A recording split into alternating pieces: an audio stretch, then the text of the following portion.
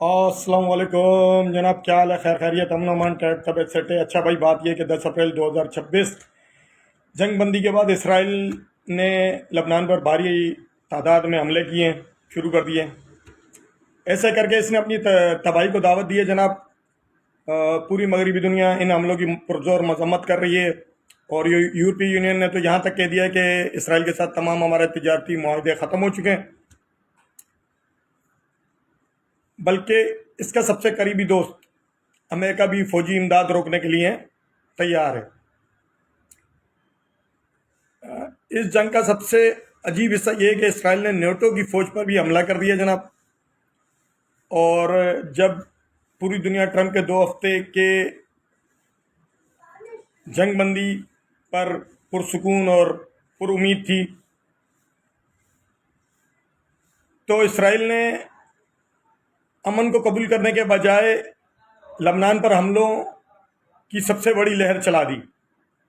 इस जंग बंदी की इतला वाइट हाउस ने खुद और वजीर आजम पाकिस्तान ने सालिस के तौर पर पहले ही दे दी थी। नेतन्याहू ने अमली तौर पर ट्रंप और उनके करीबी साथियों के से मुंह मोड़ लिया। इंटरनेशनल दबाव के बावजूद इस दौर में इंटरनेशनल दबाव अमेरिका और इसराइल पर रहा। यूएन के चीफ ने कहा है कि जंगबंदी के बाद लबनान पे इतने बड़े हमले और इतनी बड़ी तादाद में शहादतें और नुकसान नाकाबिले कबूल है, और ये हमले इलाकाई अमन के लिए शदीद खतरा हैं। इसराइल के लिए ये मामलात और ख़तरनाक हो चुके हैं। स्पेन के वजीर आज़म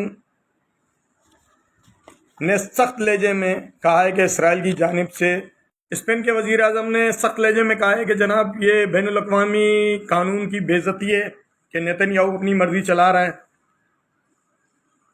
और स्पेन ने सियासी और तिजारती मुआहदे इसराइल से ख़त्म कर दिए हैं। स्पेन पहले दिन से इस जंग का मुखालिफ था और इस जंग के हक में नहीं था, और अब इटली और फ्रांस भी इसके साथ आके जुड़ गए हैं। इसका साथ जुड़ने की वजह यही है कि यूएन के काफिले पर इसराइल ने शेलिंग की है, जिसमें इटली के फौजी भी मौजूद थे। नेटो की फौजियों पर फायरिंग कोई ऐसा मामला नहीं है कि जिनको आसानी से बुलाया जा सके। इटली के वजीर ख़ारजा और वजीर कानून ने भी इस हरकत को गलत करार दिया है और इसराइली सफ़ीर को तलब करके और उसको तंबीह की है।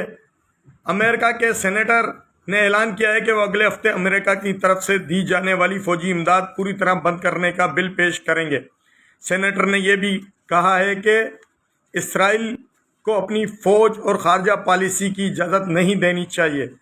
दोस्तों, एक बात यह हकीकत है कि इसराइल अमेरिका की फ़ौजी इमदाद और अमेरिका के पुष्ट पनाही के बगैर कुछ भी नहीं है, और ये अमेरिका की बेग से हटने के बाद एक दिन भी ज़िंदा नहीं रह सकता। ये मुल्क सिर्फ मगरबी हिमायत और मगरबी सपोर्ट से ज़िंदा है। अगर ये हमायत हट जाए तो इसराइल ख़त्म हो सकता है। ठीक है जनाब, कोई और बात हो कमेंट्स वगैरह में जो पूछना वचना हो, चैनल को सब्सक्राइब करें, फॉलो करें, लाइक करें। ओके जनाब, अल्लाह हाफ़िज़।